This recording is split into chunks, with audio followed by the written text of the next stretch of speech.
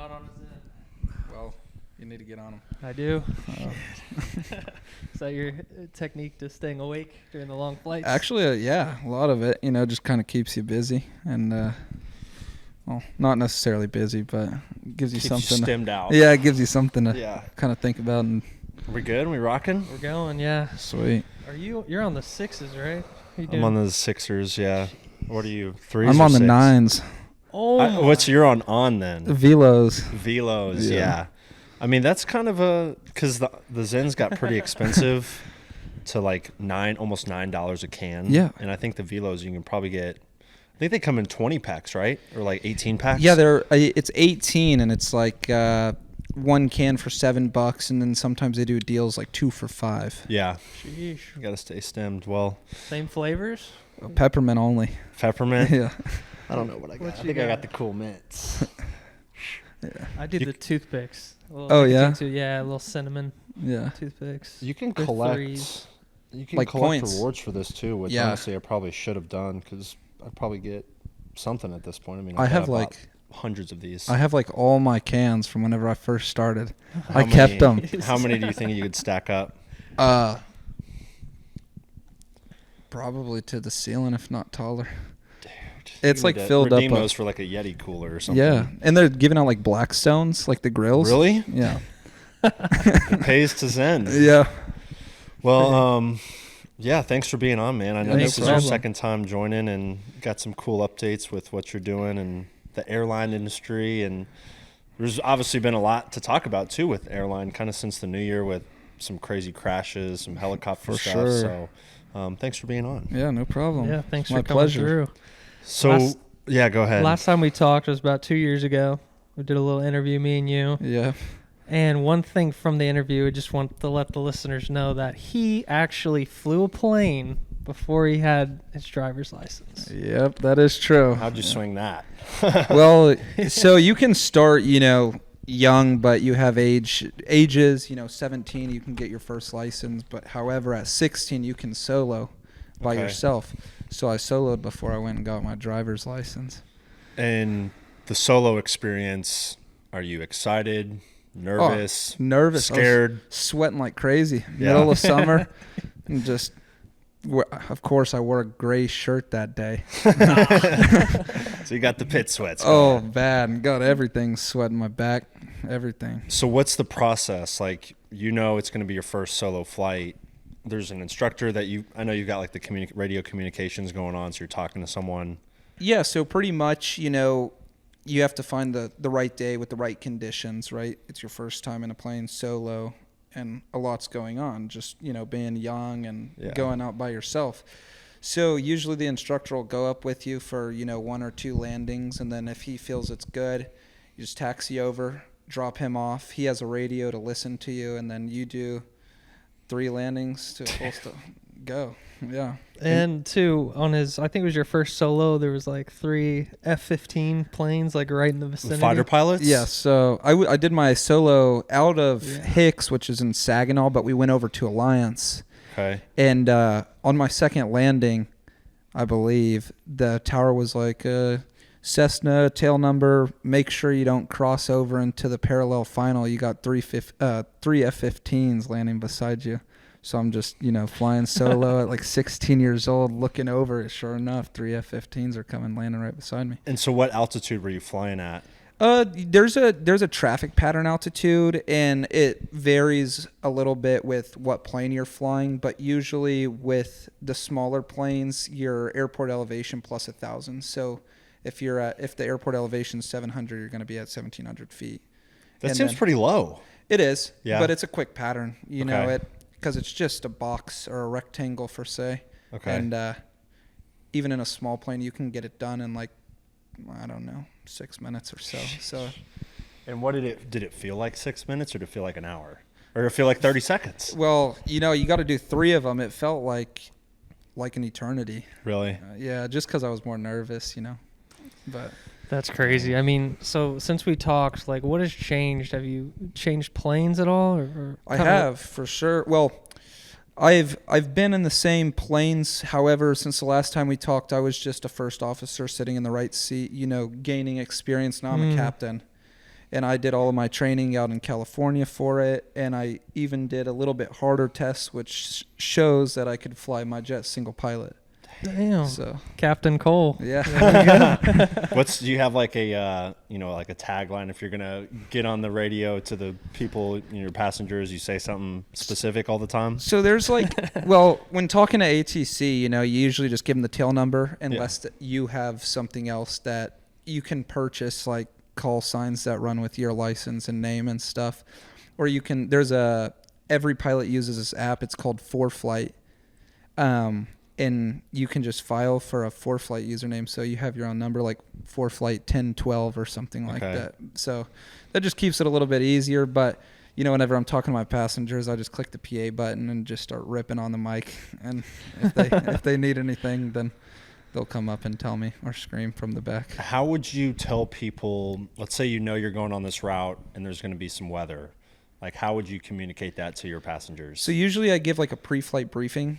And I'll give them, if we're taking off out of Fort Worth or Dallas and we have some weather going out, it's going to be bumpy. I'm going to leave the seatbelt sign on for a little bit longer. And most of my clients are really good, with understanding when they should and when they should not have their seatbelt on, or when they don't have to have their seatbelt on, because it's their plane. Realistically, they have more time than me in their plane. Yeah. But so I'll just get in and I'll tell them, we're going to have some bumps coming out of here. We might have to deviate around some thunderstorms. It'll be smooth. And if I can't find something smooth, we'll either go higher or lower. And if we can't find something there, well, then kind of out of luck. You're just going to get a bump. Say your prayers. Yeah. Yeah. So. Dang.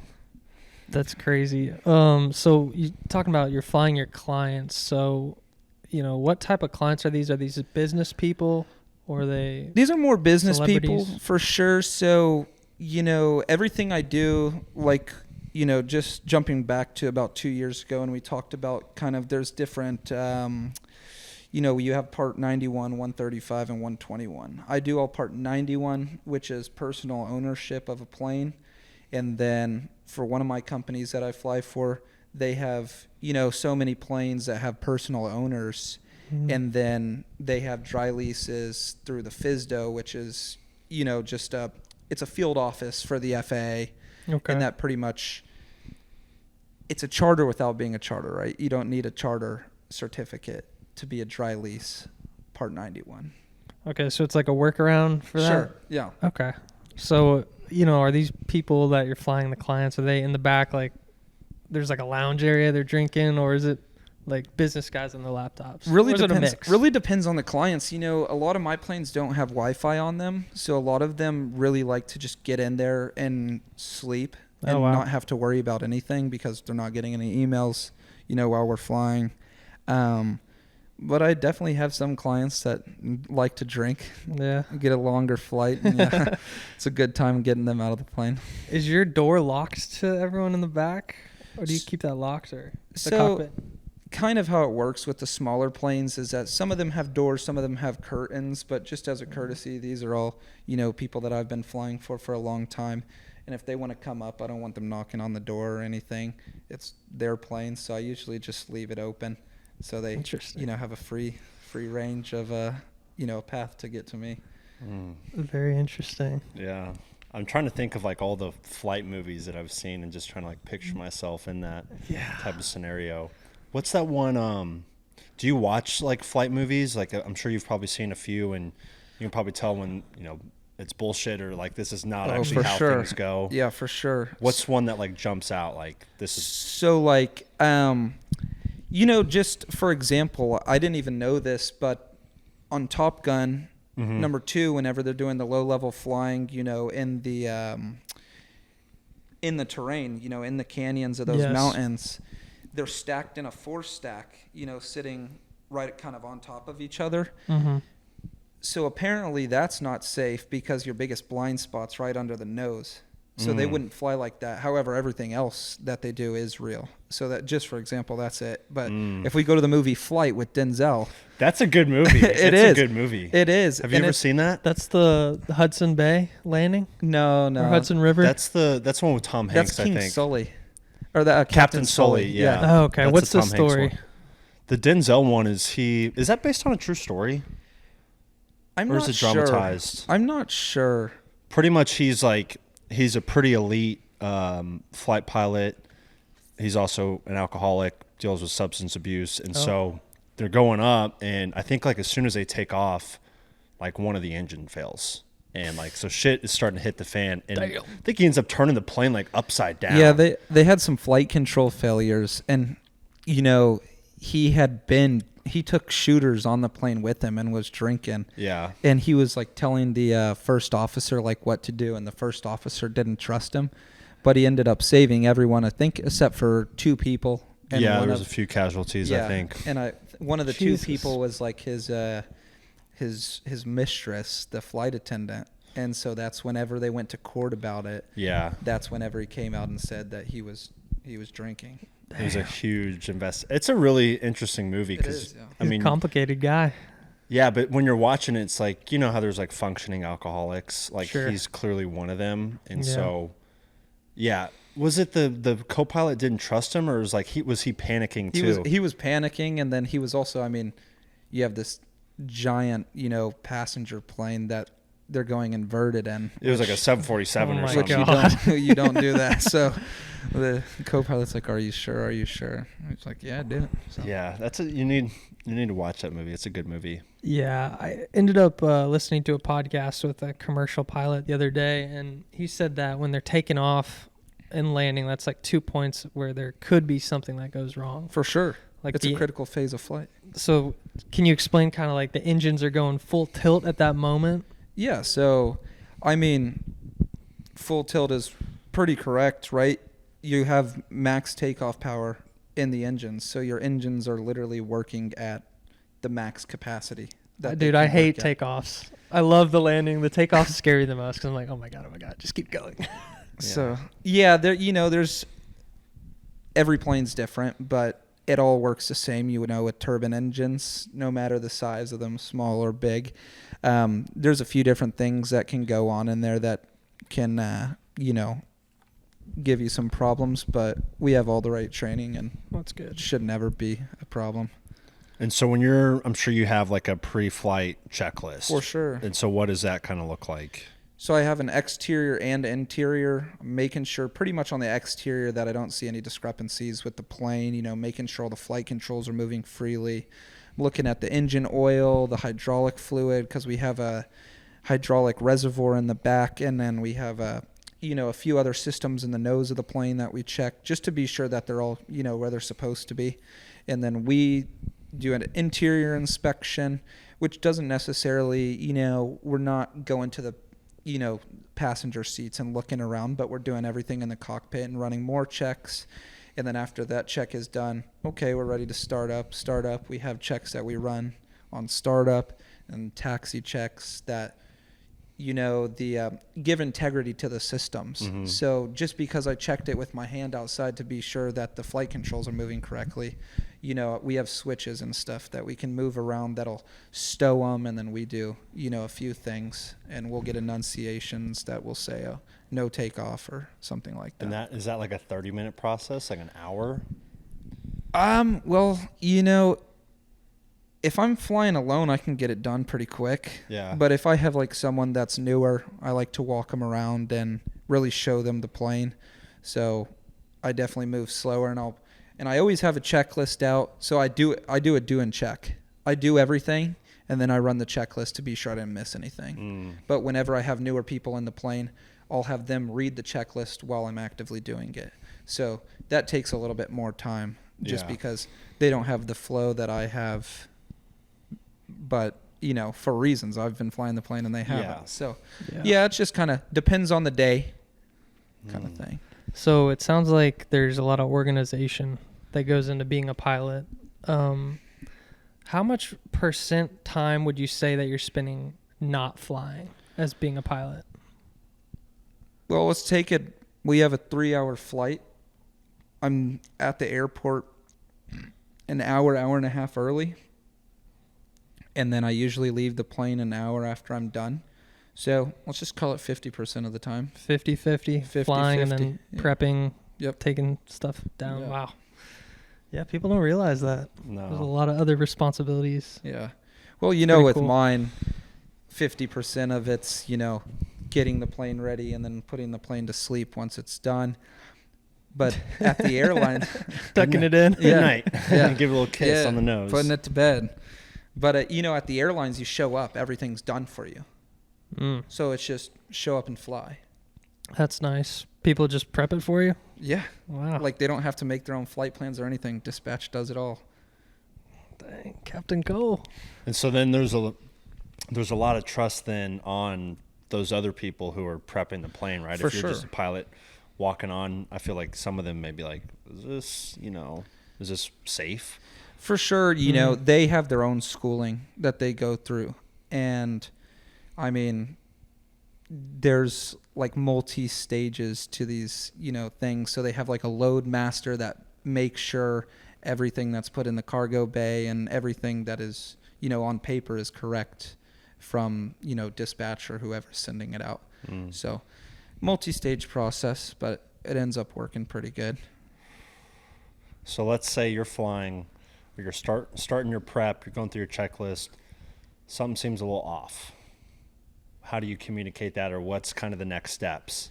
Well, there's ways to fix it. We have, just whether it's ways that I've been told to fix it or ways that, if I have a problem with the plane, I'll just give a call to maintenance. And if they say, okay, do this, I'll try and do it. And if it doesn't work, well, then maintenance is going to come out and take a look. However, we have items on our planes that make the plane airworthy or not. So it's a minimum equipment list. And if one of those items is inoperative, you can't go. So your plane's grounded. So just kind of depends on the item, but hopefully you can get it fixed because Then you got that billionaire in the back saying, I got to get to my meeting. Like, I don't care. yeah. Like, have you Lots ever been, of- yeah. you ever been pressured like that from people that, hey, Oh, yeah. we need to go? Oh yeah. But And- I'll just one time, this guy's like, yeah, man, we need to go. We need to go. I was like, sir, I'm sorry. And he's like, oh, it doesn't matter. It'll be fine. And I was like, call someone else. Oh, So I just got off the plane. Good for you, Cole. Yeah. Stand up Yeah, for I don't that. take too many risks in airplanes. as you shouldn't. I mean, Not Yeah. critical risk, at least. yeah. And so this is something I've always been curious about because it seems to be a big problem in the airline industry is people running into birds, flocks of birds. For sure. What's the training look like for, I guess, avoiding them or like, So birds always dive when they get scared. okay, So if you're underneath a bird, it's going to come at you. So usually you want to, get out of its way, turn a direction. You don't want to go up because that's just going to make the impact harder, obviously, with the plane going up and the bird coming down. yeah. It's going to split something. But if you're above a bird and it's not moving out of the way, just keep going at it and it'll dive. And so you can see these things from inside your view. They come very quick. You're like, Very- what's God. that speck in the distance? Yeah, I'm like, oh, okay, there's some birds and it's just like straight past us. So the bird, the velocity is so much where the bird can actually impact and damage the aircraft? Oh, very bad. Really? Very. I had one of my buddies, don't want to put him on blast, but he was coming in to land up in Fayetteville. And just on landing, he's in a descent and a bird dove and split the nose. So it hit right where the nose cone and the nose baggage compartment meet, and it split the metal way off. They had to cut this huge thing, and Was he able to land safely? yeah, all good. Okay. But yeah, it was a big bird, like a Canadian goose or something. That hit his plane. Jesus. I mean, yeah, those birds probably weigh 15 pounds too, so it's crazy at that speed. Yep. Wow. I mean, ingest one in the engine, you're going to lose the engine. yeah, fuck that. And so how, I mean, is that, if you're going to fly 1,000 times, the odds of that happening is 1? Like, what's that probability kind of looking like? All the flights that I've ever flown, I've never, hit a bird. I've had some close calls because just of, packs of, like, flocks of birds, but I haven't hit one. So it's just kind of like every once in a blue moon kind of thing. Dude, there's I'm so many lucky. factors, like Oh, yeah. the bird migration patterns, Yeah. weather patterns, crazy people. Yeah, weather's definitely the biggest one. So, Jeez. okay, this is something I've always been curious about too. Flying through clouds. Okay. Like, first, it's just kind of bizarre to be flying through a cloud to begin with. But, like, what is that? If you know you're going through a huge cloud range, like, is the plane going to take some pressure? Or it's going to move a little bit? It kind of depends on the clouds themselves, because if you have clouds with a lot of vertical development, then it's going to be a rough ride. Like they're starting to climb? Like if you're 100 miles out and you see a line of clouds and you're looking at it and the plane can't get over it, and you see them, they probably start at 20,000 feet and they're climbing through 50,000 feet. The vertical development in them is crazy.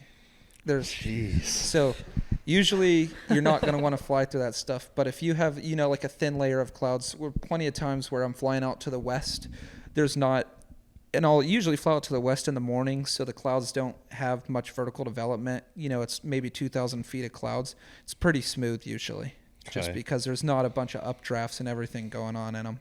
But, yeah. And you could be through a cloud for 10 minutes at a time, longer. Oh, I've had flights where I've flown the whole flight in clouds, like 3 so hours, 2 hours. at that just point, in clouds. You're relying on the Instruments, radar and yeah. instruments to not hit anything. Pretty much.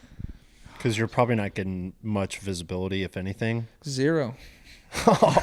Zero. Jesus, Clouds on the dude. windshield. That's bizarre. It makes me think of that one incident. I hate to bring it up, but the one that happened I would think it was Washington, D.C., where the plane was flying in and there was a helicopter doing a training thing. And Sure. what Up on was the- your take on that? So I don't like to be, these online investigator kind of people, but I do have some ideas or some thoughts that I did think to myself.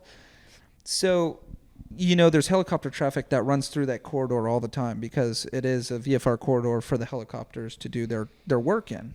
Mm. However, like people have been saying, it's not really safe to have, traffic that close to each other because, like they were saying, the two planes hit each other. Yeah. So at some points in time, in the past that there had been planes, 200 feet away, 300, 400 feet away from helicopters before, but there's no no changes or anything. Oh, okay. Just kind of interesting. And what's like the safe distance to keep between planes? Like what would be cutting it too close? Oh, so we have systems, in our planes. I'm not sure exactly how close it is, but we have traffic alerts. It's TAs and RAs, and you'll get a traffic alert for, traffic that's within your vicinity. And like I said, I'd have to go back and check to see how far the distance is itself. But if you're on like a collision course with another plane or you're, too close, you'll get an RA, which is like an immediate, like the plane's screaming, pull up, go down, turn. So wait, who's giving you that command? the plane itself. Oh, the plane The is. computer in the plane is telling you, pull up, pull up, pull up, pull up. So, wow, Like- that's actually cool. Yeah. Yeah, exactly. Do you have music? Can you play music through the plane? So some people listen. We have like Bluetooth headsets and stuff, and some people listen to music. But I don't think it's too professional. If I'm flying the plane, and it's going to be a long flight, and I'm flying, and my pilot sitting next to me is running the radios and navigation, maybe I'll put some on. But I mean, I like to hear what's going on with my plane, and just be alert and hear everything that's going on because I'll have some crazy music bumping and get lost sometimes, if Yeah. Jeez. That's good. Yeah, I don't want my pilot listening to anything. Yeah, I want to be so- on 10 Zens just staring. yeah, no, I just think it's a little bit unprofessional, so I try to keep it to very like a minimum. Yeah, that's fair. How about flying at night? Have you flown at night before? Oh, lots of times. Okay, what's the difference day and night? Obviously visibility, but I personally like flying at night a bit more just because it's usually the weather's calmed down a bit, and there's not as much traffic. okay. So, a lot of these centers, these air traffic controllers that I'm working with on my routes, usually they're packed full with traffic, Ooh. switch to this frequency, do this, do that. But at night, maybe they have 2 or 3 planes on frequency at one time, so it's not like 30 planes on at one time. That's relaxing. Yeah, so it's a good change every once in a while. And I do like flying in the day Yeah. because thunderstorms at night, that's a different story. Have you heard when Donald Trump went on Joe Rogan and he told him the story about how the pilots landed his plane, I think I want to say he was in like Afghanistan or something. Oh, yeah. Pitch black. The small track. And he was in the cockpit. Yeah. He's like, how are we doing, guys? Yeah. It's like, good job, boys. Yeah. That'd be crazy to fly. That would be. It'd be Trump. insane. Trump bands right here. Yes, sir. So what, in your perfect world, what is the best flying conditions? Oh, Sunny, 75. middle of the day, no clouds, blue sky. Yeah. Stable air, which you have stable and unstable air, high pressure, low pressure systems. High pressure is usually good weather. Low pressure brings bad weather. So I want high pressure system, no clouds, blue sky. Just keep it simple. Yeah. Does the plane change if it's, Texas summers, it's 105 out? The performance is worse, The performance is worse when it's hotter. for sure. Why is that specifically? Air's thinner. And so what does that do to the plane exactly? Your engines don't get the best bite of air that they can get when the blades are rotating. They're pulling air in, which is propelling you forward, obviously, right, with the thrust. So when it's colder, it's getting a better bite of air, a bigger chunk of air than when it's warm. Also, your engines are a lot hotter. Whenever it's cold, there's a bunch of air going through your engines, thicker, cooler air, keeping your engines cool and letting them perform how they're supposed to. When it's hot, you're not getting that same performance because the air is thinner. It's not cooling the engines like, cold weather does. Interesting. I figured it would have been better to fly during the Texas heat or something. Oh, no, you'll see it in the summer, and some of my planes, even like my smaller jets that I fly, you'll see the performance change like drastically. Drastically. I'll do, 2,500, 3,000 feet per minute in a climb in the winter, if not more. And in the summer, I'll be doing 1,500 feet per minute, 1,700 feet per minute. So it really thins it out, depending on the plane. But the planes that I fly, I've seen that frequently. What's been the highest performance level plane that you've flown? So I fly one main jet, the one that I went and did training with out in California. However, the type rating that I got, which is just extra training, you have to have a type rating if the plane's over 12,500 pounds or, has, turbofan engines, which is jet engines. Okay. So I had to go get it. My type rating covers 9 planes. It's a family type. So there's 9 different planes, from a Citation jet to a CJ1 and then all the way up to a CJ4. So there, there's a few in between. The CJ4, however, is the best performing plane that I've flown. Oh, it's great. It's fantastic. Is it night and day between that and CJ1? Oh, Yeah. it's a whole different animal. Jeez. In my opinion, the CJ4 probably shouldn't even be part of the same type rating. Dang. It's that big of a difference. So then, like, when you're flying your clients around, what type of plane are you in? Are you in the CJ4 type? Just depends on what plane they own. I usually there's a Citation jet. It's a M2. It's like a CJ1++ is kind of what we call it. It has very advanced avionics. It's all touchscreen, big, like, Yeah. I don't know how many inches It's the like a screens Tesla are. plane. Oh, for sure. You just get in there and just, So, I mean, there's probably hundreds of types of planes. When you get into a new one, is it everything pretty standardized when you fly? So all of the flows that I have, I do a backwards C on all of my planes. So I start here, come up, and then go down. Okay.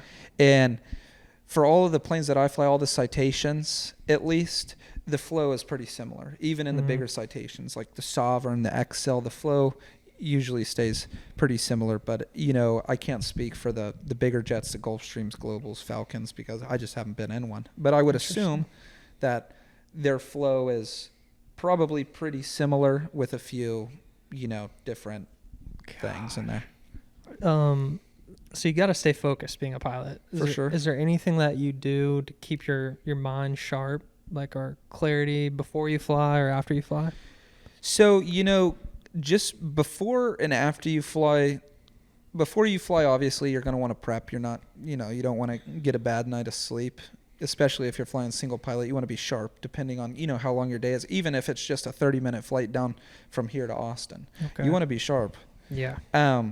One thing that I will say, though, is that on these longer trips, you do get bored sitting in the cockpit because there's not much to do. And so what I'll do is I'll take checklists out and I'll go through checklists, or I'll read the operating manual of the plane just to, sharpen up my memory, just because, like you said earlier, you can't remember everything. So just go through it every once in a while just to keep it fresh. That's awesome. Fuck. All right, I got a hypothetical. Let's hear it. Apocalypse happens. Okay. You go over to DFW and you're trying to get to California. Let's say you don't have any planes available, and then there's a 747 sitting there on the tarmac. Could you get in there and fly that thing? If you think you could figure it out, if maybe? someone helped me get it started up and I figured out the speeds, because we have speeds and stuff that, we have to follow, so the structural integrity of the plane will stay together. If I got that all figured out, maybe. But I will say, going from a Cessna, 172, a small plane, to a jet, that was a shock by itself. So going from my jets to a 747 would be the same, if not a bigger jump. And do I think I would crash it? No. Do I think I would have some struggles? Yes. Yes. Because I have the understanding of, a plane is a plane, and they all fly the same, right? There's there's the 4 forces of flight, and they're all the same on every plane. So I could probably get I could probably get us on the ground fine, but it would be a struggle for sure. All right, so we're finding him if we need to get out of Dodge. Yeah, in a couple of years when Democrats win again. All right, spiritual question for you, Cole. Sure. Being in the air flying, that's like a lot of people's like dream, kind of. Like they have flying dreams, and it's like liberating and freedom and everything. Has flying given you like any sort of different perspective on just being a human or living? So I don't know if it would, if I would say it's giving me a different perspective, but I will say that I am blessed to do it, right? Because I mean, 1% of the world has a pilot's license, and then 1% of 0.1% of them get to fly a jet, because you just have, hobby pilots that fly their small planes, but they never get to experience, going up to 45,000 feet. And that's whenever you do look out and you start seeing like the blackness of space, Oh and my God. Yeah. 45,000 feet. It's it's great. It really is. Yeah, I bet. And especially whenever, after I got my captain type rating and now I'm flying and I'm making the decisions, like it's liberating that I, can make the decisions, and that all of these people trust me. And then, so big responsibility too. Yeah, I would say it's liberating for sure. It's awesome. For sure. Okay, so being that, you're in your flying career, like, has there been a stressful situation that you've encountered that you learned something from? There's been a few, but really I've gotten pretty lucky. All of the maintenance on my planes are pretty top notch. So I haven't had, big struggles like, some people have. And I hope not to. I'm fine with not having any problems with my planes. Yeah. But if I do, we have the training for it, and everything will be fine. So interesting. Because I think they call the fear of flying aviophobia or something like that. Okay. How would you, let's say you get a passenger because there are a lot of people who are very nervous about flying, and I've even been on some flights where I'm sitting with someone and it's their first time flying, sure, and you can just tell they're nervous for as hell. sure. Yes. But then you look at the numbers and you're more likely to get in a car crash than you are to get in a plane crash. Yep. How do you calm someone if they're getting a little freaked out? I just kind of talk to them, because a lot of people also look at my age and they're like, "Are you that's huge. You're 22. Are you sure you're fit? You're mentally fit to make these decisions and keep us safe." Well, I went through the same schooling that all the other guys did, and I'm here flying you, and I will keep you safe, and let me just prove it to you. I had one lady, and she is not a fan of flying, and we're in a smaller plane. It's 6-seater jet, and she just wasn't comfortable. And I was like, it's going to be a little bit bumpy. I was like, if you have any questions, you can come sit up in the seat next to me. I'll explain everything to you. So, I'll break it down for them. Yeah. They can come sit up in the front with me. I'll show them everything that's going on, what I'm looking at, what I'm doing. And then even, I'll look out and see what the, current weather conditions are doing to the place we're going. Oh, look, it's beautiful there. Just one more hour. And we're going to be landing in Scottsdale, Arizona, and it's beautiful. Go get yourself a tequila sunrise when you land. For sure, yeah. Yeah, so you just got to, a safe, peaceful environment for people will really settle it down. But I've had, like you said, I've sat next to a few people in airliners that you can see that they're, nervous or worried about it. So I'll, whenever we take off, I'm explaining what's going on. And they're like, okay, I got like a pilot here. He's reassuring me that everything's going to be fine. Mm-hmm. I mean, and I'm no, mastermind about the A320 on American Airlines, but I know the basic stuff that's going on and what we're doing and why we're doing it. Mm-hmm. A lot of people, whenever we take off, you hear the engines roll back after you take off. And they're like, oh my God. Yeah, we're going down. But it's just, you have like takeoff thrust and climb thrust. So it's just, I'm setting it in a climb thrust. That's all you have to tell the people, right? Yeah. Because they don't know that. They're like, oh, we just lost an engine, but. Interesting. Because I definitely, I have a fear of flying. Yeah, I feel like when I was a kid, it wasn't bad. And then I started flying a lot more by myself. For sure. And you kind of just get caught up in thinking worst case scenario all the time. For sure. And that's obviously not a good mindset to be in. But I think it's also, the stress of, flying is stressful in general. The whole deal of going to the airport. Dealing with the small seats, you got children, you got fat people taking up, it's just, it can be a lot. And I've definitely had times where I'm like, I'm going through somewhat of like a breathing strategy and like closing my eyes and just like trying to relax, usually on takeoff mainly. I don't really think I've dealt with super turbulent flights. I know, our dad has probably flown hundreds of times, so he's probably had some bad flights, but I'm not comfortable flying. Like I'm just not. And lots of people aren't. And it's just the reality of it, though, right? And I feel that whenever I'm sitting in the back of an airliner, commuting out to get a plane or fly a trip, I'm personally not that comfortable either, because whenever I'm in control of my planes, I know what's going on. And I think that some of it is just, you want to be in control or you want to know what's going on kind of thing. Yeah. And so that's what I've kind of taken more into consideration sitting in the back. And if, I try not to think of the worst things, but I'll try to go to sleep before I even leave the ground. Really? Yeah. That's a skill. People that can do that. Yeah, I can't sleep in a plane. Yeah, I have a little bit of a fear of flying, but like you said, explaining it to that worried person helps. Like when I think about, okay, there's thousands of flights every day. For sure. Even like at the beginning of the year with all the crashes or whatever, that essentially was overblown because we actually had more crashes the year before. Yep. And so it's kind of like a mental thing. For sure. Where it's just in the media. But yeah. The only thing with that and why it was being blown up was because it was American Airlines, American Airlines plane. It's American Airlines. That's and true. Delta, they don't crash like that. So for that to happen and kill everyone, that's big. That was a big DEI, Delta. Yeah. Well, so what's your, Next. I know there was a Boeing investigation 2 or 3 years ago, kind of dating back to the early 2000s about them neglecting repairing pieces and using older. Their quality control. Yeah, quality was dog shit. And they had whistleblowers from Boeing that were going out, and some people got suicided. That's found insane. in their apartment Yeah, on a I think overdose. It may have been like I don't think it was a Project Veritas, but I remember watching like a camera of some guy being in one of these manufacturing plants and asking the employees, would you fly on a Boeing? And they all say no. Hell no. They all say like, no. if it's a Boeing, I'm not going. That's what they would say. Yeah.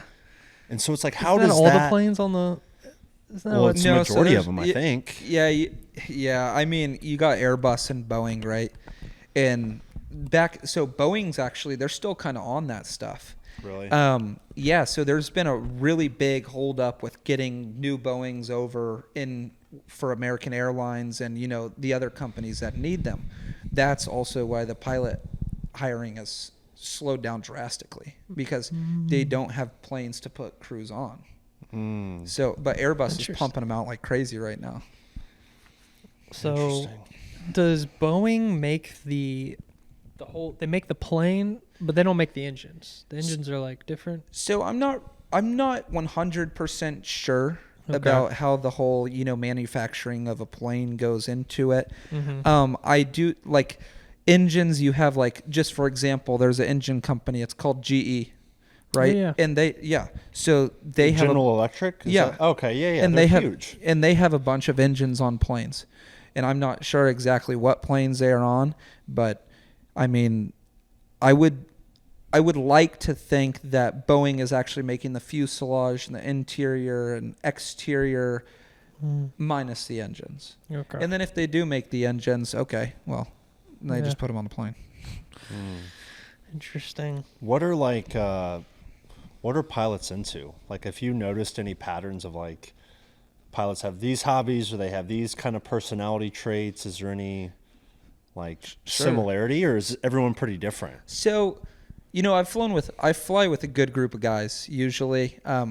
We have a pretty tight circle in some of the planes I fly, so we usually fly together.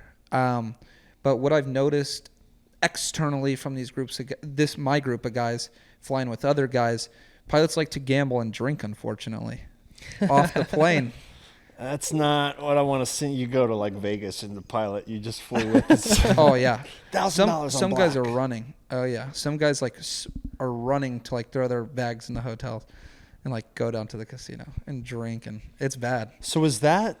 I guess that was kind of one of my questions. I'm sure you have to pass like a drug policy or like random drug screenings. So with what I fly, just because it's privately owned, personal owners and stuff like that, the owner could drug test you if he wanted to, but I'm an independent contractor, so what is he getting out of it? First off, I don't do drugs, but if you want to give me a drug test, then come on. But with the airlines, you can get random drug tests, but if something was to go wrong in my plane and I was to have an emergency or land with my gear up or something, the FAA will drug test you. Like instant investigation. It'll be like, oh yeah, it's open. And you're probably getting scrutinized and Oh yeah, they're gonna these go guys, look at your tweets. and these guys are breaking you down. So, what a lot of people don't know is that if you have something go wrong while you're flying and you land the plane all good, the FAA has 4 hours after your flight that they can come and question you about anything. So, say, okay, you had an emergency, you got the plane on the ground, everything's good. Talked with the fire department and talked with the, airport ops people, and they're like, okay, everything's good. Well, if the FAA sees something that they don't like, they'll come get you. So if you start drinking, you might have some problems within 4 hours. Sheesh. I'm glad that that's the case.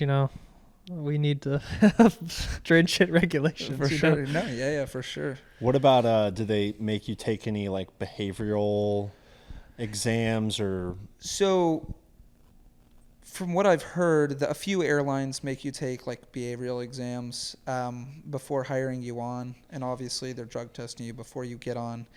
You would think we have to do physicals every year, or pilot medicals. I wouldn't necessarily call it a physical. It's not stringent at all. It's just go in, make sure you can, you read 2020, and it can be corrected. So you can have glasses, just put the glasses on, make sure it's corrected to 2020. And then you pee in a cup so they can test your kidneys, and then that's it. Dang.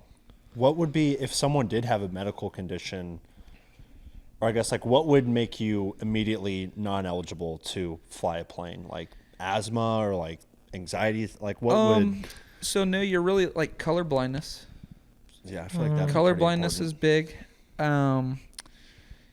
Just The FAA is very strict with what they allow. Even some of your over-the-counter medicines that you take, if you get sick, you can't fly on them. So it kind of just depends on what it is. If you've had, a kidney transplant, you're not going to fly.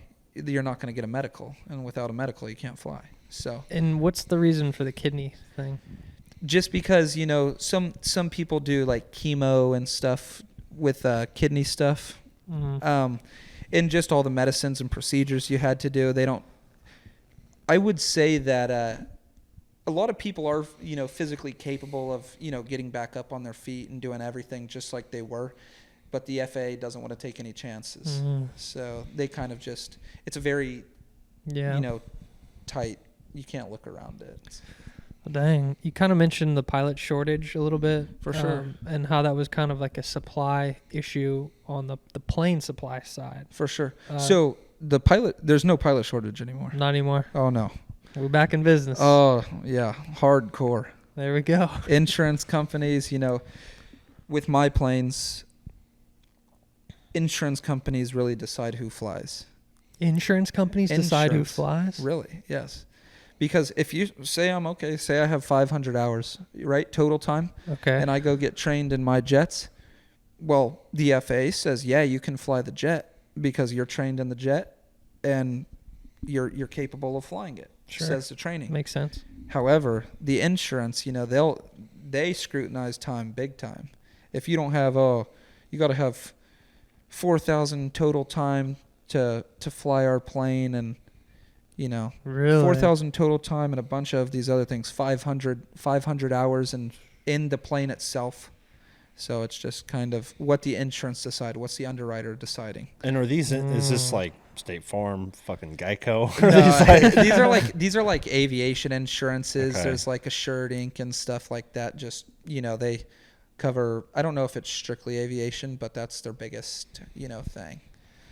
That's kind of interesting. I feel like this might go way over my head if we get into insurance talk about, because they own the planes or whatever. They have money to make off of them. Well, you're paying an annual policy for the plane, just like you pay on your car. You're paying monthly, and so I'll just plain and simple, us pilots will say, okay, well, the FAA doesn't care who flies, the insurance does. That's just it.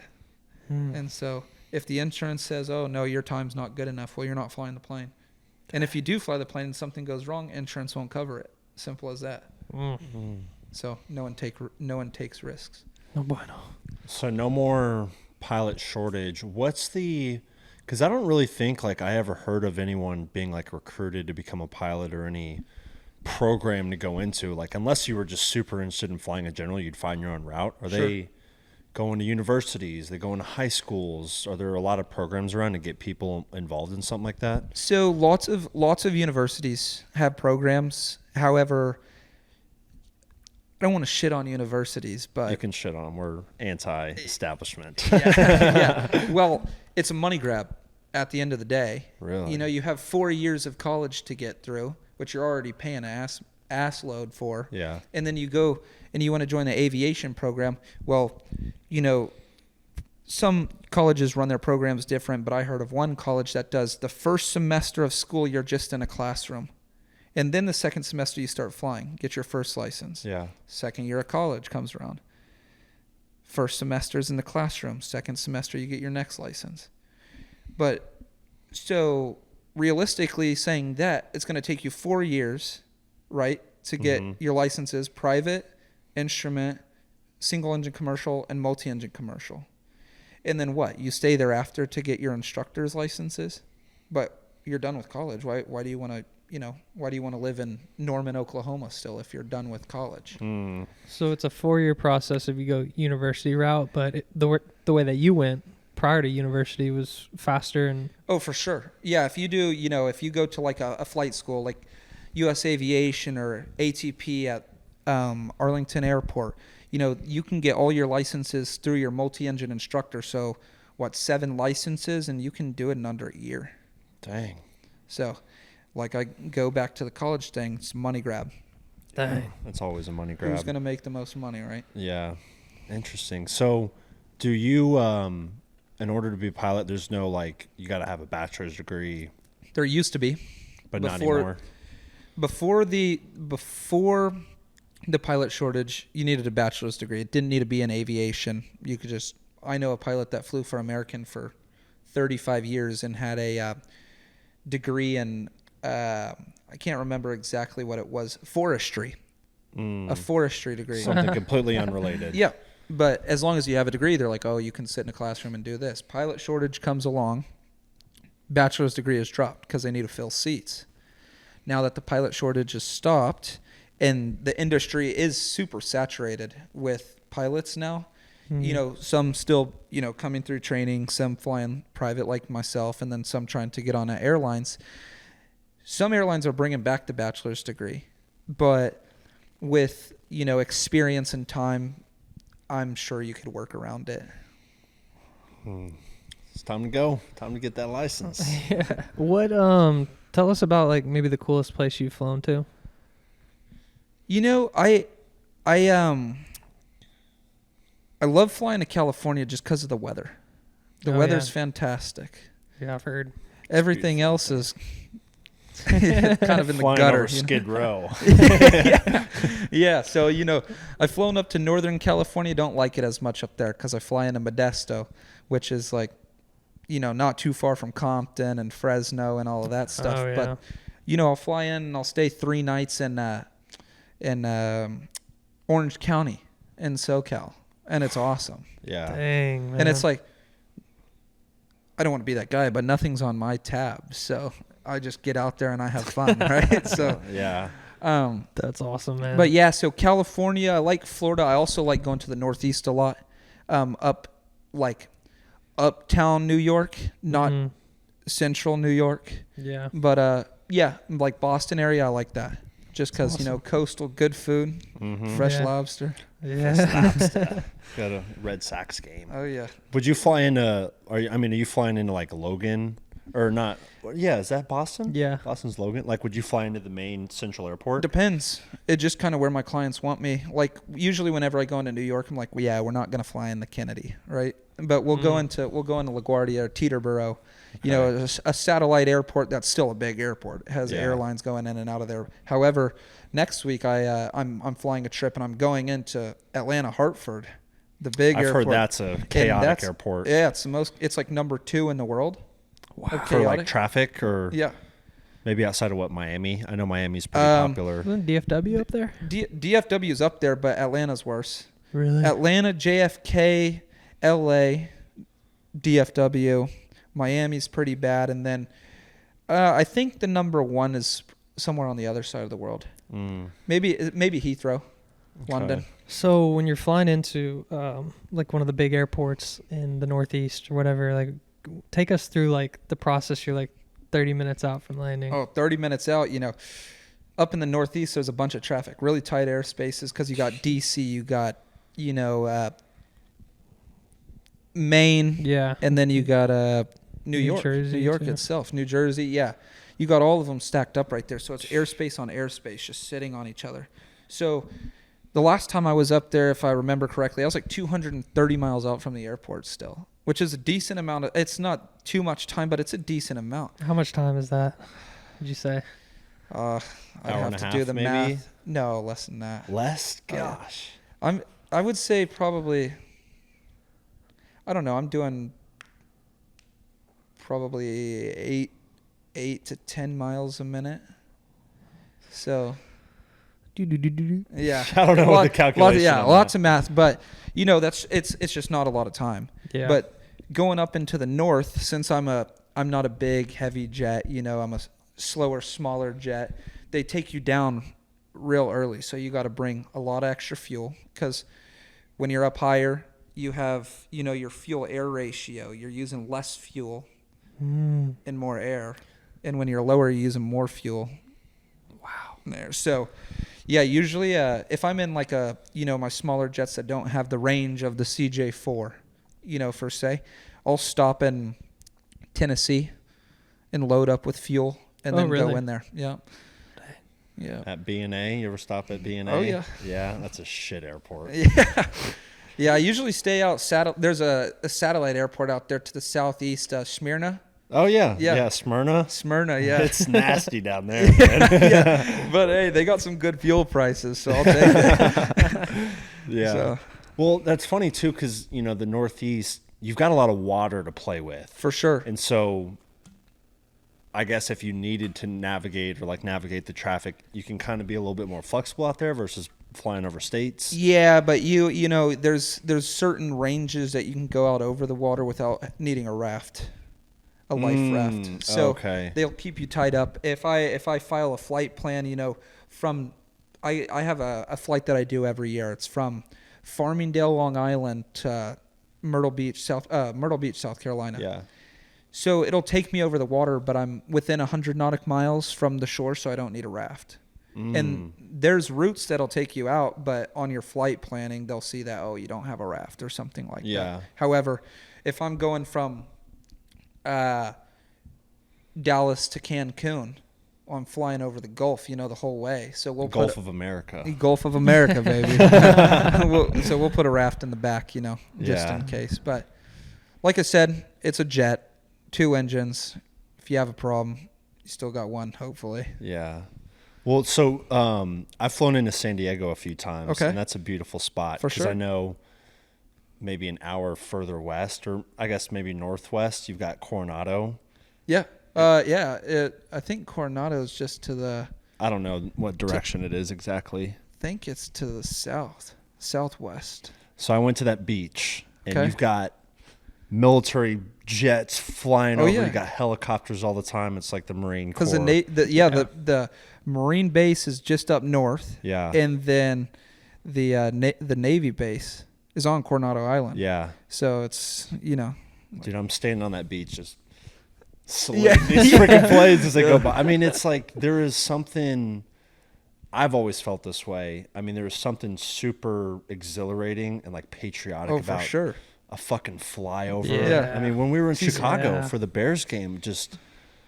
I mean, I don't know what it is about just like huge aircrafts. Just for flying. sure. I mean, people freaking love it. Would that ever be something you could do, like do a flyover? You know, I could, but I probably wouldn't, just because I'm into that stuff too with the flyovers. You know, I like to see a 5 stack of F-35s ripping over Kyle Field down there when I'm with my Yeah. buddies. Like, it's awesome. I'm screaming my head off, throwing beer everywhere. Like, Yeah. yeah, it's fun, man. So probably not something I would want to do it, but I would want to do it in a jet, something good like that, not like you know, civilian. Like you got some rinky dink, can't even hear it. Yeah. It's like just, Yeah.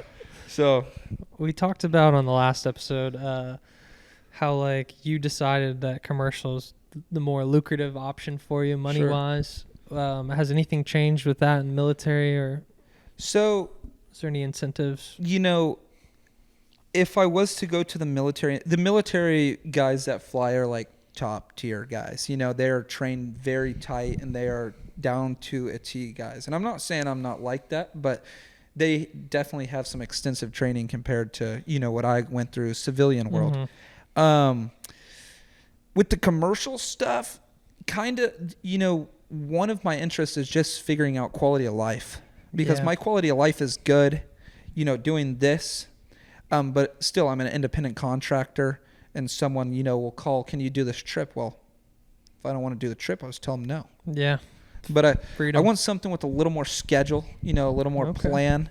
And just my end goal, I just want to fly like heavies, like wide bodies across the world. I want to do that kind of traveling stuff. So that's kind of what interests me and really is driving me towards that. But we'll see. You know, maybe I go there and I don't like it. Well, I'll come right back. That's exciting, dude. Just Heck figuring yeah. out all qualities of life, really.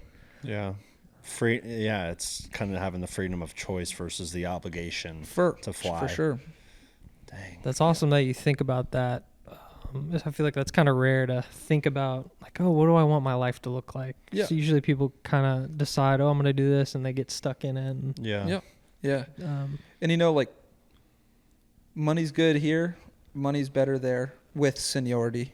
And I mean, why would I not go? I don't have a kids or a girlfriend or, you know, I just say what's up to my family. They understand though. Yeah. You know, just go travel, go all over the world and see, you know, Do it while you get can paid. now. You get paid to do it while I'm young and do it, Yeah. and then we'll figure out settling down afterwards. Yeah, versus having a wife and kids and you're spending a life on the road. For sure. And then you get stressed, and then I don't want you flying my jet anymore. Yeah.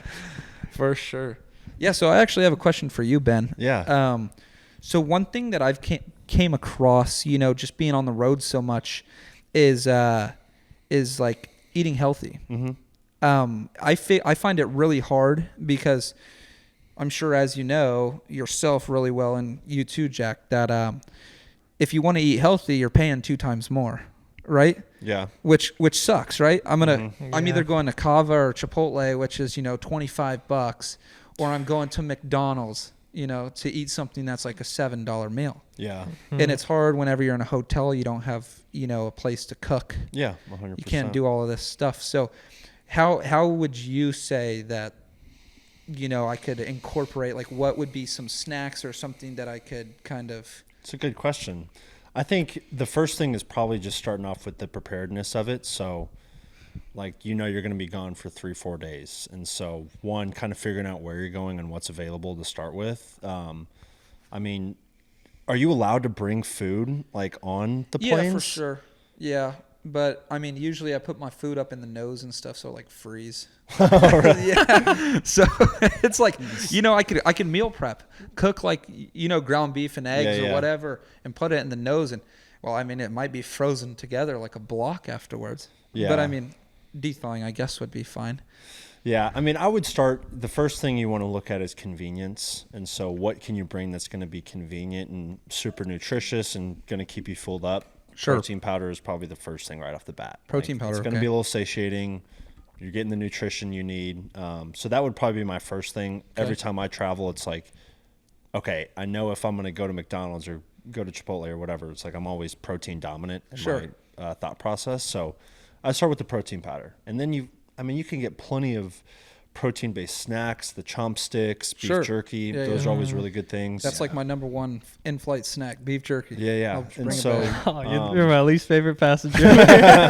stinking up the plane. Oh, yeah. The beef jerky. The Oh, yeah. You're jacked That's when I'm up. shutting the door. You know? But I would probably start there. And, you know, it's challenging, you know, going out to eat and kind of going back to that control factor of, like, For sure. do I have control over what I'm consuming? For sure. So, I mean, I've got no problem going to a restaurant and ordering a steak or getting some chicken. But you can also find pretty good things at some of these fast food joints or, you know, quick food joints that Sure. are pretty nutritious. It's probably more about the impulse control. Okay. Versus you're tired, you're getting back late, I just want some greasy sure. food versus, you know, getting something that you know may put you in a better position for the next day. Because that would probably be... You know, I think about sometimes I go on road trips and it's like the night before I may have eaten something that it's going to fuck with my stomach a little bit. Like, is that something you've got to navigate a little bit? Oh, for sure. I eat, like, you know, very plain food. Yeah.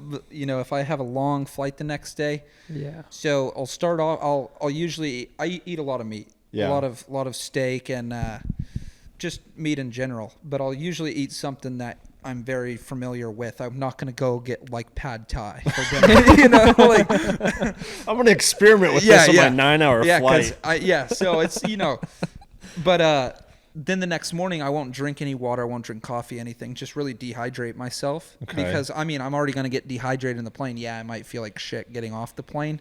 But if I'm flying a 4-hour flight, I have a bathroom in the back, but that takes me getting up, walking through all of my passengers.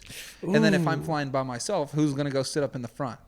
So what if, like, you were about to piss your pants? Well, probably have a bottle up there with me. So Do people do that? if I'm flying single pilot and there's, you know, people in the back, I can't get up out of my seat.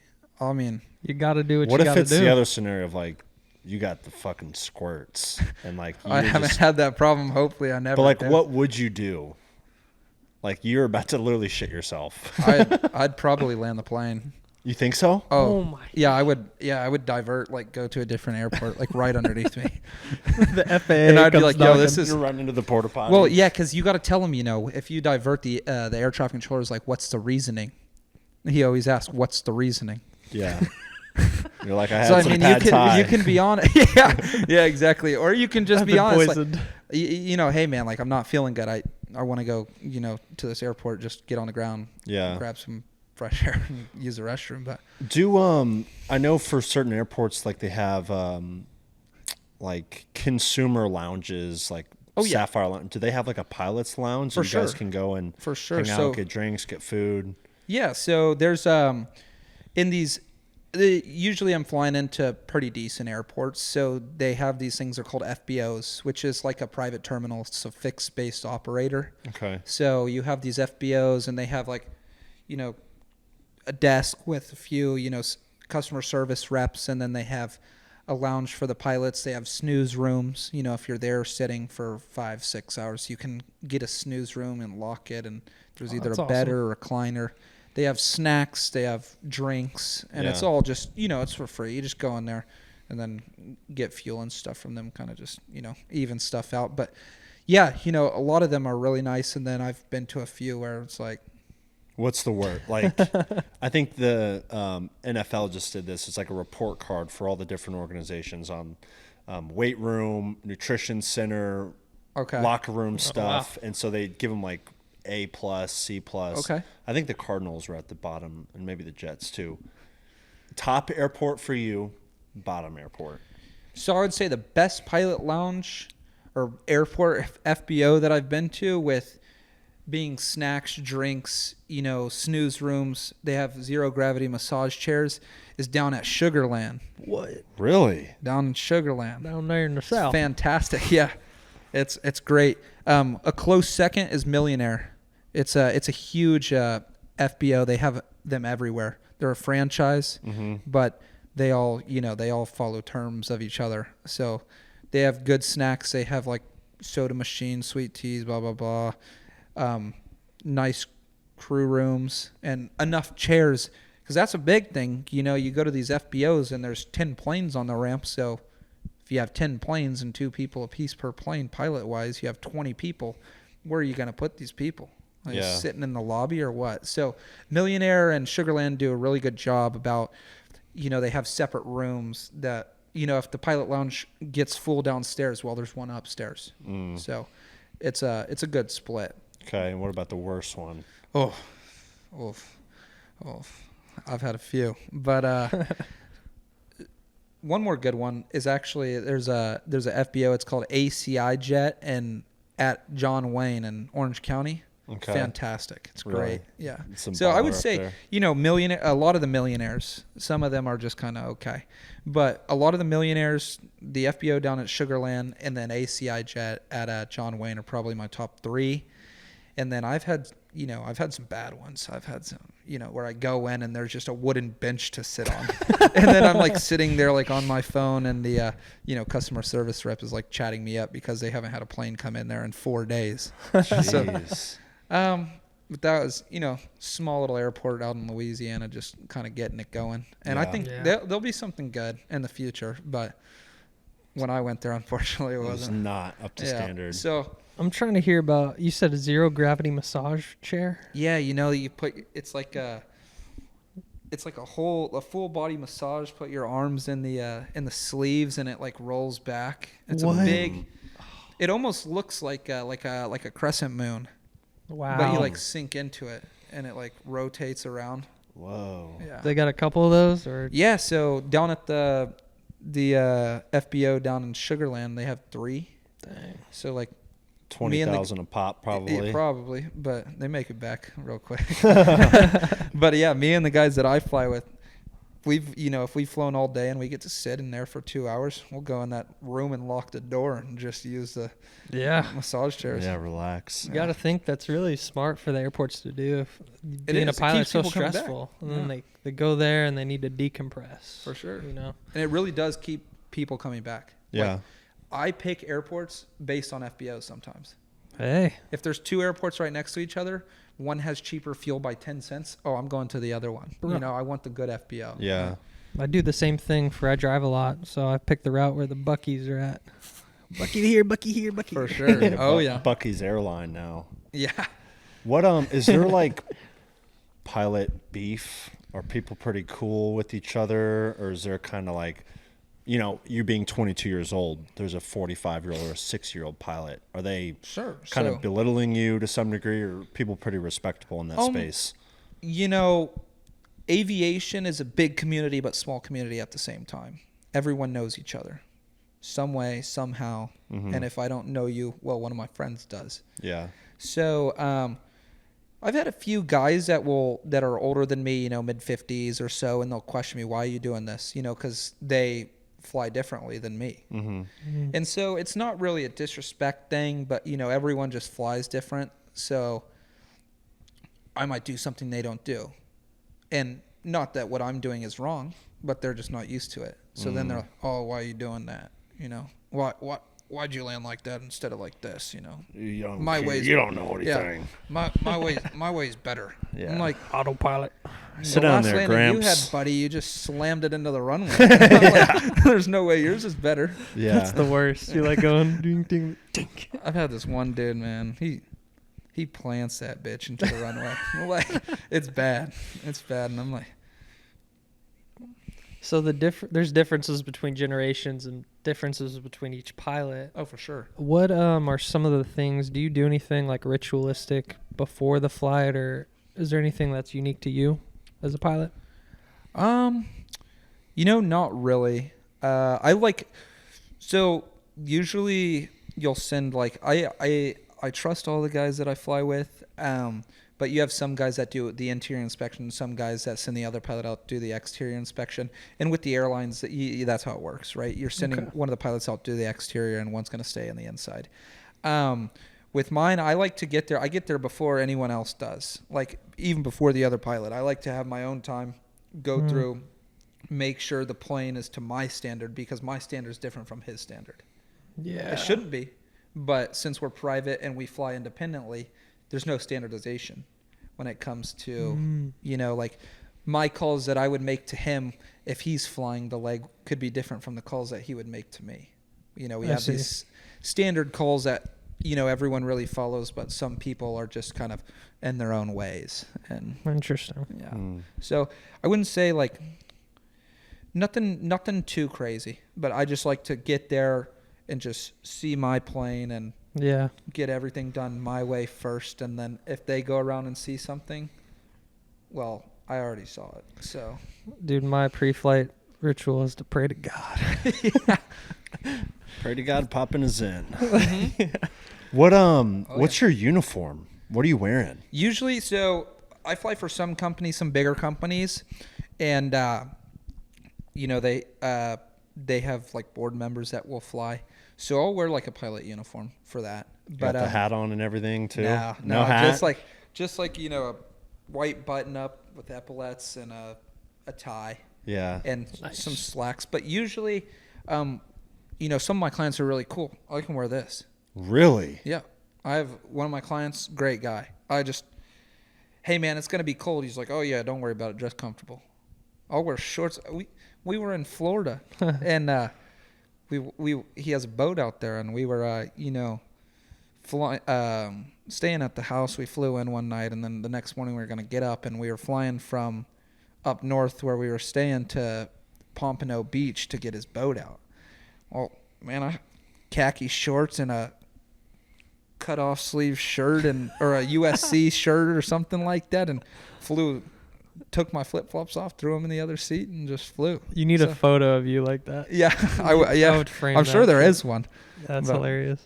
But yeah, but usually, you know, I like to keep it pretty, you know, business casual. Just black slacks or blue slacks with a collar, like golf polo. Yeah. And then I'll wear like my all white on clouds or like some black shoes or something. Yeah. You know, just not something that pops, that catches the eye. Yeah. Right? So, Because you know, like stolen valor with the Army and Oh, stuff. I yeah. wonder if there's like stolen pilot valor. Like I'm sure there's people sure that there probably is. pretend to be pilots because of the notoriety and Yeah. taking pictures with kids and I've heard a faking few it. things like here recently. Actually, this kid's like, "Oh yeah, I'm a pilot," you know, and he's like doing all this weird stuff. Well, it finds out he wasn't a pilot. His dad is a pilot. So you know, it's just like, why are you lying? There's no. Yeah. Trying to get the clout. Yeah. Put it on their Hinge profile. Yeah. Yeah. Reeling them in. Yeah. Damn, man. Yeah. I don't even know. What's the last flight I've been on? I guess to Boston. Boston was my last flight. Yeah, that was mine too. It's kind of a long flight out there. Yeah. 3.5 hours. Yeah. It's pretty long. Because how fast is your plane going typically? We're usually doing like 450 knots true, which I don't know the exact Conversion like miles per hour. Yeah, I think it's like 1 knot is 1.15 miles per hour or something like that. So you're going like 500 miles per hour. Yeah. Jesus. Why is it? I've always wondered this too. You know, we get a lot of planes coming over our house. Sure. I don't know what pattern is coming over here, but they look like they're standing still. Okay. Like why does it visually look like that sometimes? They look like they're not moving? Yeah, they look like they're not moving. Is that just Could just be the wind, right? Like the plane's always moving. Yeah. Yeah, you know, well, some people will take videos. Oh, look at this plane. It's sitting still. Well, no, it's not. It's still going, 70 knots through the air. Yeah. The wind's just strong. So just kind of like that. Could just be strong winds. Maybe Yeah. they're just configured. Because I don't know exactly what it is right here, but there's probably an arrival corridor for DFW or something like that. Or Dallas Love Field. Yeah, because it's not like the planes that you're flying. It's like the big commercial planes. airliners. Yeah, so arrival corridor, they're like sinking them in to, get them to land. Yeah. So need to put like a muffler on those. Get like a new they're exhaust. loud. Yeah. They are freaking loud. yeah, there's like some airports that have noise abatement procedures. Really? Yeah, I don't follow them. I just You're just like, fuck it. yeah. Well, I mean, how am I gonna follow noise abatement procedures? I'm flying a jet. Like if I need to take off, I'm not gonna be like, oh, let me, Let me throttle down. Yeah. No. Yeah. There's that. I'm sure you've probably seen Jackass, those movies, a few times. Oh, yeah. There's one scene where they got a plane set up somehow. They turned on the engine and they were throwing footballs through it, and they were trying to catch them in the field. Those things are going like 200 miles per hour. Oh yeah. Well, yeah. It was the one with the jet engine like facing the field, right? Yeah. Launching And they're shit just like into tossing it. it. It was like, yeah. And people are. I mean, they look like they're 50 yards back you're and getting getting nailed. blown off their Jeez. feet. Oh yeah. Because I know there was one recently where someone had gotten like a flight crew person Ingested. Yes. Yeah. Oh yeah. Like how There's does something like that happen? Oh my god. just not being like aware. So like if the engine's there and it's freaking spinning, like how close before that just sucks you in? I don't even know. Don't want I'm to not test going that. to test it. Yeah. Because I mean, it's ingesting so much air, right? If it's ingesting all of that, I mean, I've seen it pick up like, plane's been taxiing and it's picking up luggage carts and sucking them through the engines. If it can pick up a luggage cart, it can pick up a Yeah, person. your 200-pound body is nothing. Yeah. So. And that's just instant Yeah. death. So yeah. Oh yeah. You're cooked. Dude, that Red would be red mist. Dude. like we got a problem up on the tarmac. We're gonna have to taxi. Get the mop. Yeah. We got another one. Yeah, Yeah. that'd be quite the investigation there, I'm sure. Oh yeah. Dang, man. That'd be a good way to take someone out, For sure, but Pushing Planning in front of something over there? pushing them in front of the engine. Yeah. Man. Well, this has been a good podcast, Yeah, dude. this has I been- really thanks enjoyed for it. having me. How long have we been going? I feel like we're flying through. Hour 20. Yeah. Yeah. I had some. Jack, you got any more questions? I was looking through them. I kind of went through them all. Let me see if I got any more. What's something, I guess, like when you initially got into the industry, a misconception that you had, something that you didn't think was true and got, proven to be true or whatever? Or is there anything that like shocked you about it? Like in the private jet world? Yeah, or just like just being in a freaking plane. I think one misconception, kind of back to, because I haven't really had, too many misconceptions, right? Other than, you read it all and you learn it all. So It's pretty there's not- straightforward. Yeah. And I mean, you're spoon fed all your training. But one thing I will say I think is funny is that when people think that they can just like land the plane, like kind of back to how we were saying, oh, you know, if the pilot dies, I can land this plane. Yeah. Like, I don't know about that, you know, because hostile takeover and you got to step in there. yeah. You could get coached for, like, if you get on the frequency with. Yeah, but it's challenging because, like, I have power settings that I have in my head that I set my plane at whenever I'm coming into land. Like, these people are like, okay, you need to be, if you're getting coached, they're telling you need to be at this airspeed. They're throttle jockeying it around, you know. So I have these, you know, power settings where I set the plane at, and I know that the plane is going to be, you know, on airspeed and fine while being configured. But just a lot that goes into it, right? So I think that's a pretty big misconception because, you know, people are putting polls out on their Instagram stories about, you know, who thinks they could land a plane. There's Not definitely me. a movie like that. Yeah. Where pilot goes down and passenger has to land the plane. But It can be done, but it would be hard. It would be hard. Yeah. They'd be a hero. Cole, so planes pretty much fly themselves. I think you told me that. Oh, yeah, for last sure. time.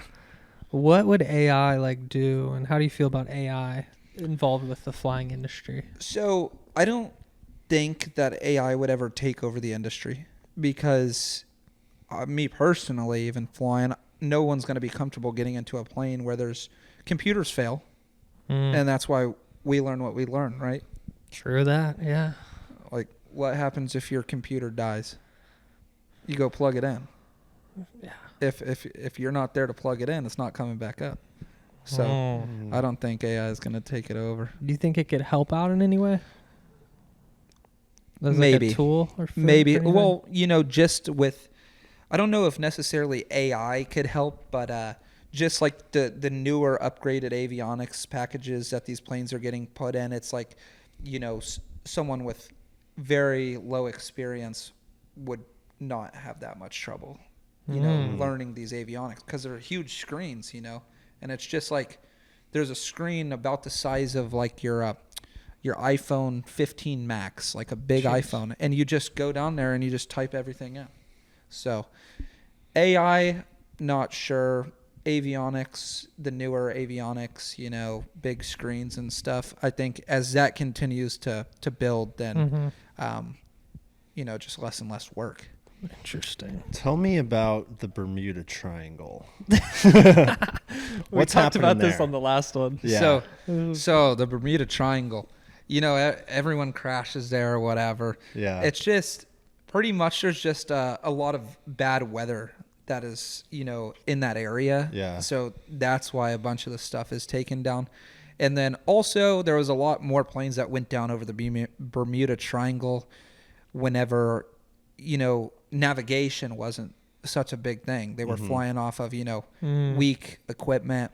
Hey, look at the star, then take a left. Yeah. Type of thing. Yeah.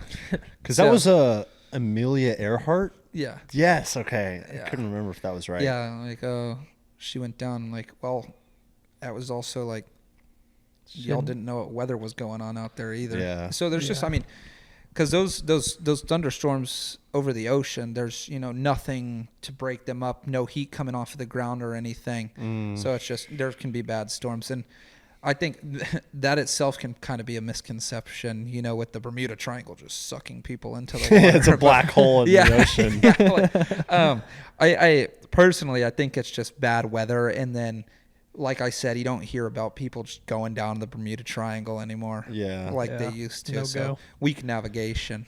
Yeah. In the past. Because that plane that disappeared. I was just about to bring yeah, that the up. Malaysian airline. Yeah. MH 370 or yeah, whatever something like it was. that. Yeah.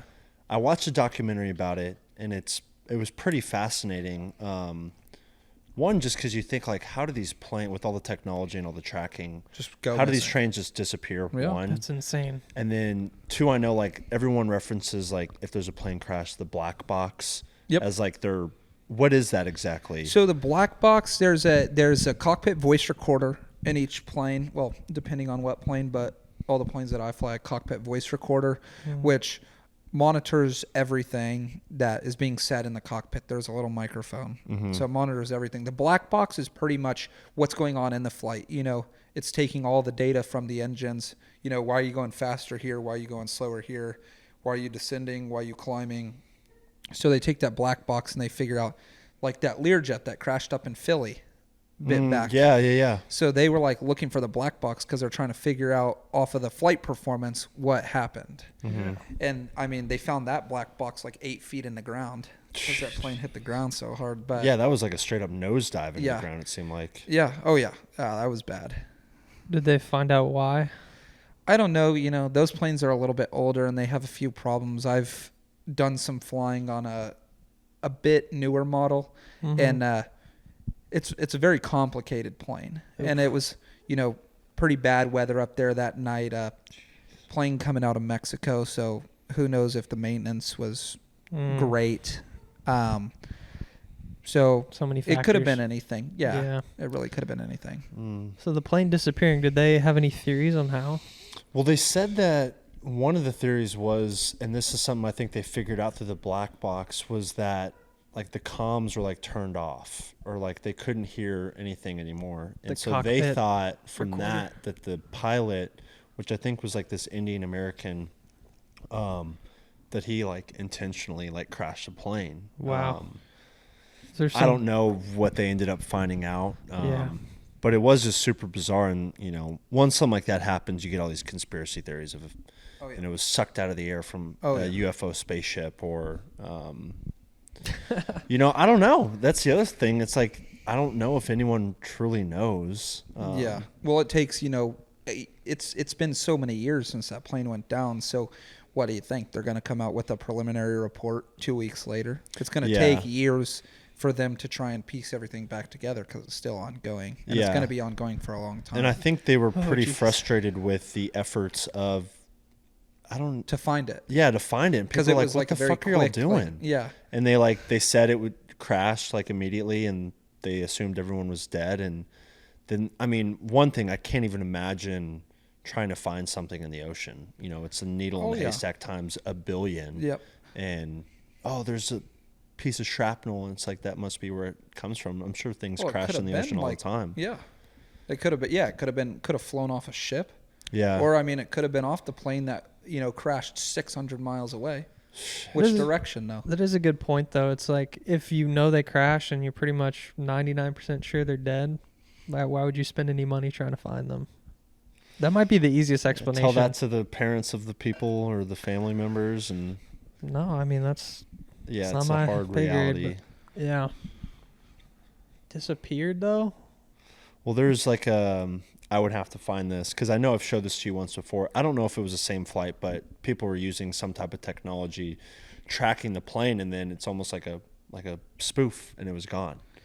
And so some people believe that it was like another dimension. I don't know. I really don't know. Or the plane was flying, and there was like these 3 dots kind of circling the plane, and then some people believed it just got zip. I don't know. That was probably some AI, some CGI. Yeah, I mean, it's like, how do you know that there was 3 dots? Like, who came up with this? Yeah. If they crashed in the ocean, what are you sitting on your boat in the ocean and you're looking up at it? Yeah, I don't know. If there's 3 dots, they're not going to show up on like a flight tracker. Yeah. My mind's immediately going to this event happened, the plane crashed, and then it's like, Netflix wants to make it the most entertaining story ever. Oh, yeah. So let's come up with the crazy conspiracies on theories. And yeah, when it could just be cut and dry. Crash. Unfortunate. Yeah. We got to move on. Yeah. Well, you know, back to your saying, some people were saying that, the guy might have crashed the plane, which would, I mean, make sense because those planes just don't go down like that. If you were to lose 2 engines, you're high as hell up in the air. Yeah. You can at least glide and talk and tell people where you're going. Yeah. So there has been I think there was a Chinese Airlines flight or something that had crashed a bit back, but where that's why they always make sure there's 2 people in the cockpit now, because if a pilot gets out, then a flight attendant has to come in and sit in the cockpit. Just because people push the plane over, and then I mean, once you're pushing the plane over. I mean, good luck getting out of the bathroom by itself because you're glued to the roof. That's actually crazy Yeah. that you end up having to learn something like that. Kind of like, it's like a plane could be used in a terrorist activity. Oh yeah, for sure. I mean, And- obviously 9/11. Yeah. Is that a part of your training? Like if someone tries to rush the cockpit or? Well, my clients, I don't ever worry about them. But like with the airliners planes, the doors are reinforced times like 1,000 of what they used to be. Yeah. And there's a code that only the pilots know. So they have to God. beep like a flight attendant, and she like rings like, I don't know if it's a bell or what, or they chime something and then they pick up the phone and talk, and he'll give her the code or him the code, and so to bring them in the cockpit. But yeah, it's kind of Only the pilots know the code. yeah, from what I believe or from what I know. Wow. I don't even want to ask this question, but like, how easy would it be to fly a plane into a building? You just like steer it into it, or would it be like, oh fuck? No, it would be like very easy. Yeah. The approach, like my approach path that I do coming into Dallas Love Field, if I'm landing to the north, it goes straight through the buildings. Jeez.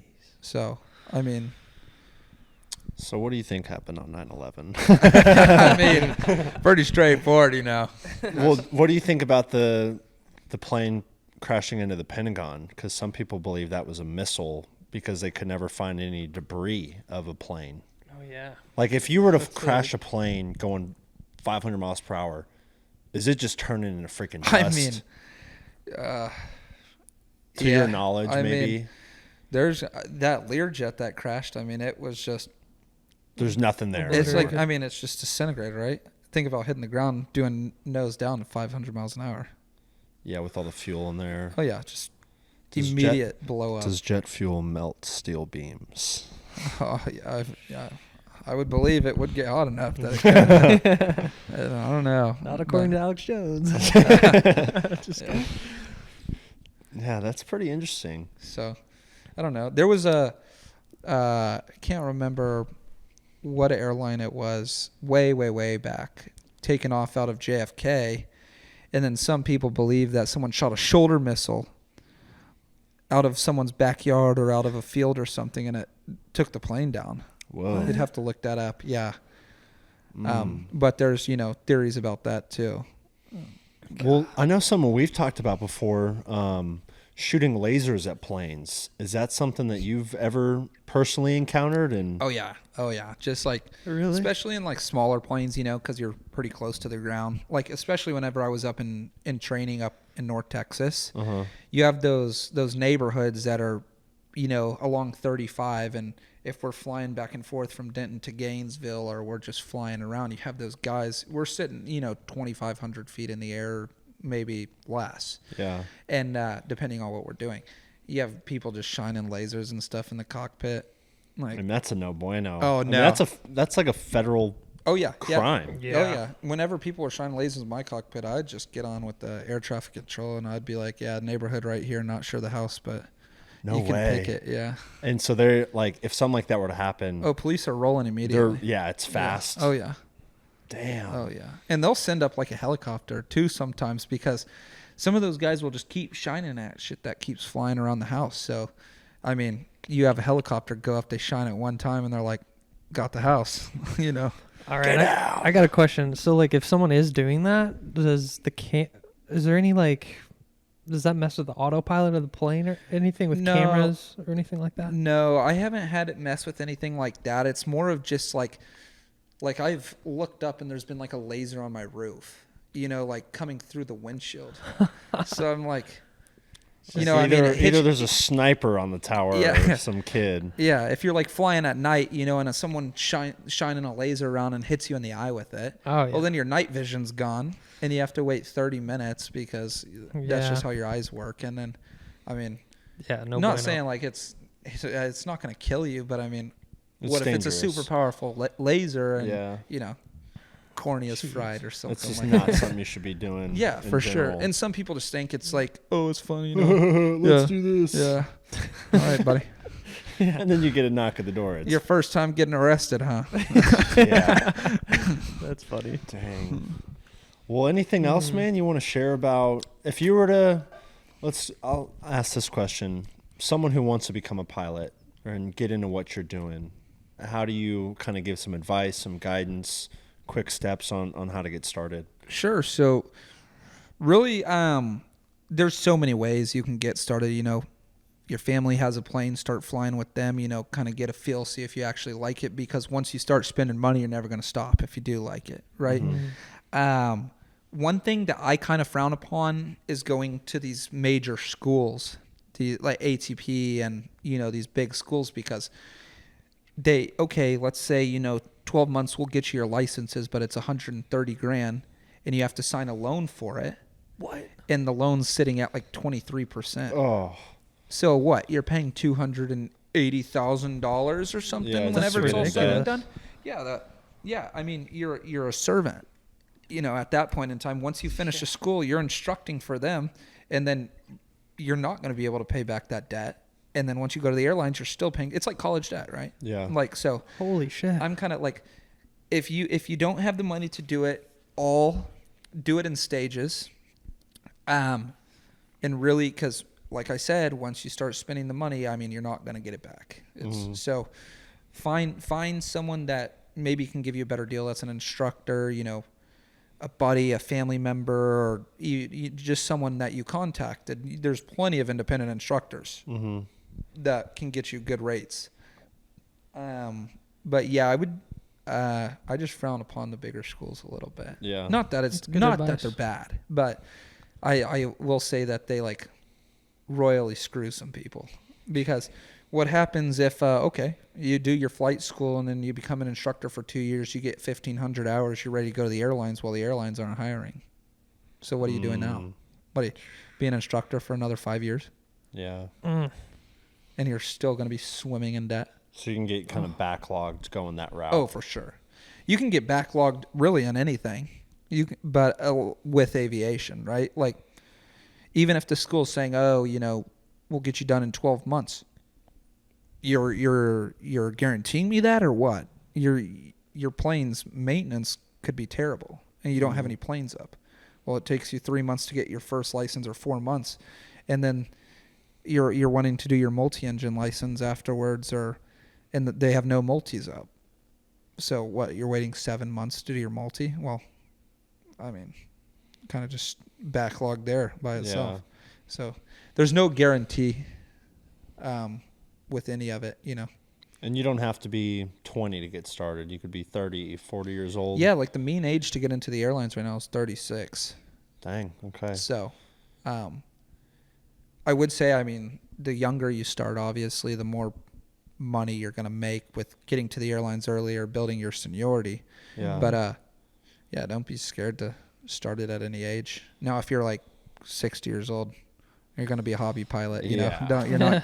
You're not going to the airlines. You got 5 years and you're going to be in, you know, getting your hours to get to the airlines for 5 years. So yeah, as your Social Security is kicking in. Yeah. So yeah, that's about it.